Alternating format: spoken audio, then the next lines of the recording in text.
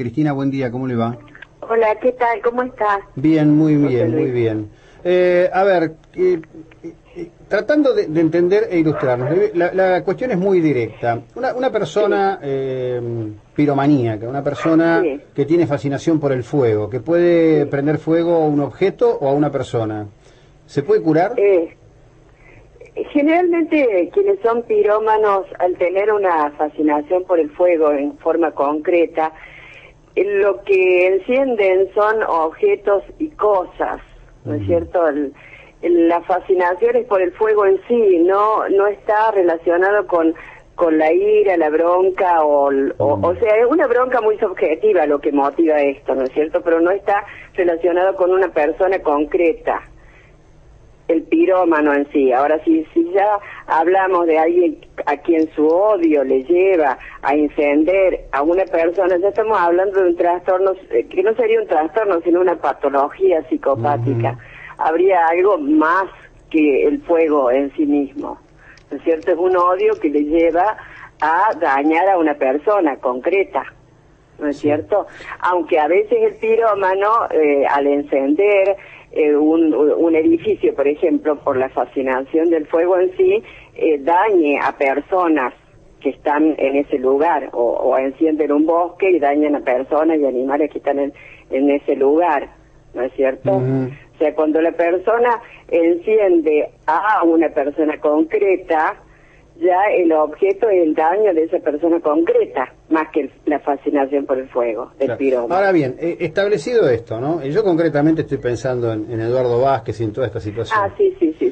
Esta persona, la pregunta casi es tonta, pero es pertinente.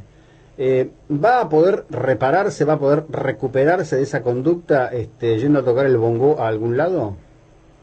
No, para nada, no creo. No creo, ¿no? O sea, ahí hay una una falta de una toma de conciencia, de una autocrítica, o sea, en lo inmediato se me ocurre cualquiera, no hay una autorreflexión, ¿no es cierto? Claro. No hay un mea culpa. Siempre en toda posibilidad de cura debe haber una autocrítica y un mea culpa, y un decir, yo sufro de esto y quiero sanarme, lo que sea. Sí. Si la persona no manifiesta esto, no hay Ahora, posibilidad. la llevo a este tema con su expertise, ¿no? En este caso, el sujeto, la persona, con esta cuestión de la violencia, con esta cuestión de la utilización del fuego, en este caso, para hacerle daño a otro ser humano. Yo hablaba más temprano con un diputado, también abogado, y dicen, bueno, no, porque la ley de excarcelaciones... ¿No es hora de modificar el tema de la ley de excarcelaciones frente a, por ejemplo, violadores, personas de este carácter violento? Es decir, desde la visión de la psicología, ¿no? Porque resulta que los largan como a cualquier otro. Y la verdad es que el sujeto, no es yo entiendo que humanamente será digno de toda atención y de toda búsqueda de que cambie, pero no es un ritual administrativista esto. No, para nada. No, para nada. O sea, yo no voy a hablar específicamente de una persona concreta, sí de cómo se mueve la psiquis. Cuando en toda persona que ha realizado un acto y este acto ha dañado a otra y movido por un trastorno psicológico, que puede ser una psicopatía o una conducta, lo que fuere que le lleva a dañar a otro, para que haya una posibilidad de resolución tiene que haber una toma de conciencia y un querer curarse. Hay patologías que se dicen y que se ve en los actos que luego los repiten, por ejemplo en el caso de violadores, que dicen es un psicópata. Si se ha hecho un diagnóstico de que tiene una psicopatía, esto conduce a que la persona no sea recuperable, por ejemplo. Yo no voy a hablar de casos concretos, pero una persona que daña a otro, no toma la conciencia de lo que hace, no hace un mea culpa, no hace un tratamiento para curarse, es imposible de que se cure. Y un tratamiento es psicológico que lleva a revertir ese proceso, ese mecanismo en su patrón psíquico. El tratamiento lo que busca es revertir, ¿no es cierto?, pasar de lo patológico a lo sano, y eso es un tiempo, y un tiempo largo, donde el hilo conductor es el querer de la persona salir de eso, dejar de dañar. Pero para eso tiene que haber primero una toma de conciencia de que ha dañado y decir, yo lo hice y no lo quiero hacer más. Cuando no existe esta posibilidad, cuando la persona no hace una autocrítica ni siquiera, cuando no dice yo lo hice, soy responsable de esto, es imposible de que cualquier persona, cualquier terapeuta le pueda ayudar. Sí, sí. Porque no hay un decir, bueno, quiero dejar de hacer esto. Claro. ¿Entiende? Ahora, usted es creadora de un método que lleva con hipnosis, método con hipnosis. Psicoterapéutico, porque yo soy psicóloga, psicoterapeuta y después aplico la hipnosis para los procesos de cura. ¿Sí? ¿En todos los casos o en algunos casos? No, yo lo aplico en todos los casos, porque mi método es la metodología psicoterapéutica más la hipnosis. ¿Qué hace la hipnosis? Es facilitar el camino, es acortar los tiempos, porque el tiempo que lleva con la hipnosis llegar al subconsciente es mucho más rápido. Por eso, sí. Es como que no es la hipnosis de escenario, ¿no? Claro, es la hipnosis terapéutica, que busca que la persona sane, cure, modifique, cambie. O sea, estamos hablando de una patología o estamos hablando, qué sé yo, supóngase de la timidez. Claro. O de la persona que le dificulta interrelacionarse con otra, una persona que no adquirió la habilidad social, bueno, lo que sea, se puede resolver con la hipnosis, sí. Ahora, ese abordaje, digamos, no llega al nivel del psicópata, del sujeto con estas complejidades dañosas. Mire, cuando la persona es psicópata, yo he trabajado mucho en instituciones hospitalarias y en algún momento de mi formación fuimos como parte de la formación a cárceles. Yo tengo en esto mi apreciación personal, aparte de todo lo que he leído y demás. Yo creo que un psicópata no tiene cura, no. Es una estructura, así como una estructura de la persona neurótica o la persona psicótica, el psicópata es una estructura, se formó así y no tiene cura. La persona que es psicópata no toma conciencia de que daña y además disfruta cuando daña. Y esto, cuando ya se instaló en la psique de esta manera, no se puede revertir.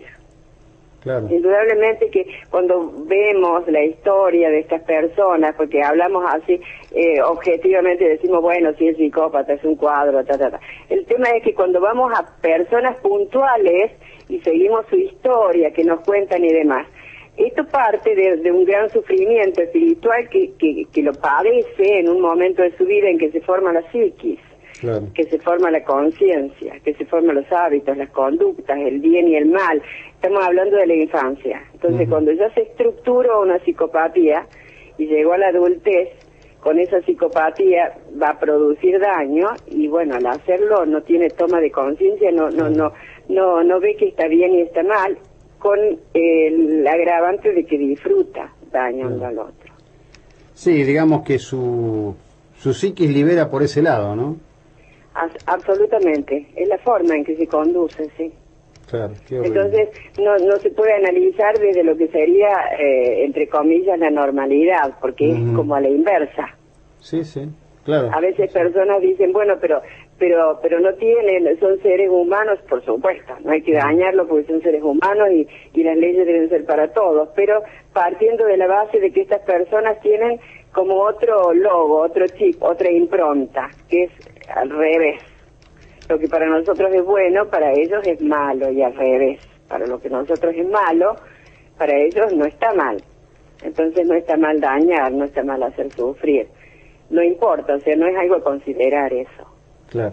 Lo que consideran es que ese sujeto, esa persona sobre la cual ponen en acto su deseo de dañar, sí terminar con ese otro, acabarlo, del modo que sea. Claro, claro. Y ahí no existe la culpa, esta cosa de decir, uy, qué sé yo, vamos con el auto, a cualquiera le pasa, no hay forma de frenar, se pisa un perrito, un gato, no se siente mal un montón de tiempo.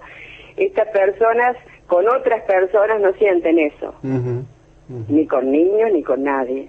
Claro. No existe esta sensación de responsabilidad y de dolor ante el daño que se produce al otro. Al contrario, en muchos casos, el daño y el sufrimiento del otro excita a esta persona y Claro. le lleva a producir más daño aún. O sea, es, digamos, cuando han puesto en acto sus acciones y han dañado al otro, la única posibilidad es resguardarlos de modo que no sigan dañando y que no nos sigan dañando. Y para eso están las cárceles, pero no estoy hablando de ninguna persona en concreto. No, estamos, en realidad... de cómo se mueve el psicópata. El psicópata Sí. no cura. Bueno, justamente en este planteo y tratando, por lo menos para mí, para esta audiencia, de salir estrictamente de esta cuestión, no porque no sea importante y lo es, yo creo que, se lo decía hace un ratito un diputado nacional, creo que hay que empezar a discutir la ley de excarcelación, porque no todo es lo mismo, ¿no? Entonces, no todo es lo mismo. Pero a su vez, lo que pasa es que no sé si las personas idóneas lo deciden a esto.